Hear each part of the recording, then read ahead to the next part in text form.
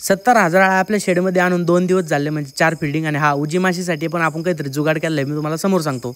नमस्कार शेतकरी मित्रांनो, मी आर्यमन. मी माझी bachelor of pharmacy degree complete करून करतो रेशीम उद्योग. Be your on boss. सगळ्यात आधी जर सांगायचं म्हटलं तर आपल्या 70,000 आळ्यांचा जर विषय म्हटलं तर 4 फिल्डिंग टोटल झालेले आहेत. आता अशा किती फिल्डिंग त्या खाईन जेणेकरून तिसऱ्या मोडवरती बसन. तिसरा मोड हा 35 घंट्याचा असतो, हे तुम्हाला मी नंतर बसल्यानंतर सांगलच. त्याआधी तुम्ही आजची आळ्याची साईज बघू शकता, म्हणजे कंप्लीट 2 दिवस झाले. तुम्ही आळ्याची साईज मी तुम्हाला दररोज दाखवणार आहे. आता बॅच आली म्हटल्यानंतर बॅच फेल होण्यासाठी उजी माशीची नावाची माशी येणारच. आता त्यासाठी आपण शेडच्या बाहेर एक जुगाड केलेला आहे, तो दाखवतो तुम्हाला. हे रेटॉल नावाचं जे आहे ना उंदीर पकडायचं, हे तुम्हाला इझिली मार्केटमध्ये मेडिकल वरती भेटून जातं. बरं, आता याचा उपयोग आपण कशासाठी केलेला आहे? हा बरोबर आहे. आता याच्यावर जर उंदीर आला ना तर उंदराचे पाय याच्यावर चिपकते. बरं, तेच आपण माशासाठी केलेलं आहे, सेम टू सेम. आणि ह्याच्या माशा आहे ना, याला येलो कलरचा अट्रॅक्टिव्ह असतं. बरं, म्हणजे एक जर माशी बसली ना तर दुसऱ्या माशा त्याच्यापाशी येऊन बसतात, म्हणजे या सगळ्यात त्याला चिपकतील. म्हणजे याच्यामुळे आपल्या शेडमध्ये माशा आतमध्ये येऊ शकणार नाही. कसं आहे, थोड्या गोष्टीची जर काळजी घेतली ना तर होतंय. बरं, आणि आपण आज पण ना त्यांना एकदम कवळाच पाला टाकला, कारण की आजची पण दुसरा दिवस आहे. आणि तुम्ही बघू शकता एका पानाला किती मोठ्या आळ्या चढलेल्या, म्हणजे पाला खाण्यासाठी. आजचा तुम्हाला बीडचा टॉपचा मार्केटचा भाव सांगतो, 665 रुपये पर केजी आहे. आणि सरासरी जरी म्हटलं तर 625 आहे. आता हे तुम्हाला दररोज टाकू का नको मार्केटचा भाव तुम्ही मला कमेंट करून सांगा. आता एका रॅक मध्ये जरा जास्त फुल झाले तर आपण त्याला उद्या शिफ्ट करणार आहे. उद्या शिफ्टचं पण मी तुम्हाला पूर्णपणे सांगेल कसं आहे. तर मी आजचा आपल्या युट्यूब चॅनलला एक व्हिडिओ अपलोड केला, त्यामध्ये सविस्तर पूर्णपणे सांगितलेलं आहे. तो व्हिडिओ नक्की बघा. युट्यूबची लिंक बायो मध्ये. धन्यवाद आणि फॉलो करून घ्या. हो.